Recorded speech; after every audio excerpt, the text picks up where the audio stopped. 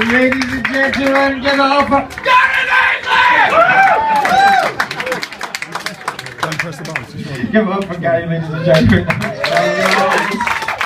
Right, here we go. Oh, wonderful! Right, this is our next time. This is his first trip to Arch One, so treat him well, treat him noisy, give me some love. Come on! Stevie! What a great venue! Make a fucking wicked Fallout shot, wouldn't it? Which would be handy because the main topic of the discussion this year has been who'd start a nuclear fucking war. Great Britain. Nothing says great like being an international fucking laughing stock, does it? We're like the drunk bloke who punches the host at a posh party and now we're staggering around the car park with a really angry wife who wants all the passwords to your internet accounts. 76th Prime Minister of the United Kingdom. And if Theresa May has her way, it'll be the fucking last, as she turns the office into a lifetime presidency. At least she can't start a family dynasty like the North Koreans. Because I think her God looked at her and her old man and went, nah. Of course, if Jeremy wins, it'll be the last Prime Minister as well. Because he's going to turn the office into a communist, Stalinist commune, according to the Daily Mail. I have to admit, I am a Corbynista. I thought it was all going to be AK-47s and Che Guevara berets and storming the Winter Palace. Turns out it's second-hand knitwear, real ale and sharing memes on Facebook. Seeing as that didn't go very well for the referendum, I've been out campaigning for the Labour Party. Anyone else been out campaigning for the Labour Party? It's just as depressing as sharing memes on Facebook, but you're outdoors. I met a lot of Momentum members while I've been campaigning. Momentum get a bad press, they've been called Trotskys. It's a rather poor comparison, unless Leon Trotsky, key to the Russian Revolution, filled the ranks of the brutal Red Army from a craft beer pub in Islington. Of course, the media have been going apoplectic about Jeremy Corbyn. He's been smeared worse than a prostitute at a bukkake party.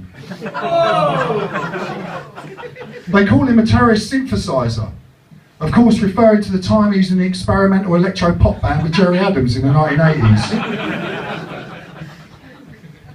So the manifestos came out. The Tories didn't bother with a real manifesto, they just got a copy of Charles Dickens' Hard Times with our manifesto on the front. And stapled a bill from Ocado in the fucking back.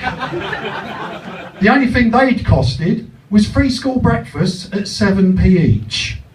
So it's a bit more like Oliver Twist. The manifesto of misery. A year off work, unpaid, to look after your sick relative, and a free bolt gun if the year expires. Sell your house when you're old to pay for a minimum wage care worker to fucking abuse you. Lovely. Of course, Paul Nuttall, he worked really hard on his manifesto. He just got a copy of Mein Kampf. And every time he saw the word Jew, he just wrote Muslim. Of course, the main difference between UKIP and the Tories is that Paul Nuttall wants to bring in the death penalty for suicide bombers. I didn't read the Green Party's manifesto. It biodegraded in the post.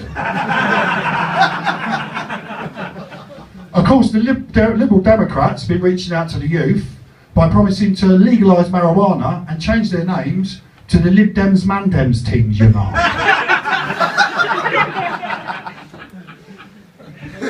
So the Labour Party brought out the manifesto and the Daily Mail immediately said it was a socialist utopia. I thought, that's fucking good. I love that. Sounds brilliant. Because all the Tories have got on offer is fucking poverty and patriotism. So they said John McDonnell's going to need a money tree to fund his policies, and of course that's not going to happen because they only grow in the fucking Cayman Islands. The polls are really close right now, so it is important everyone gets out and votes.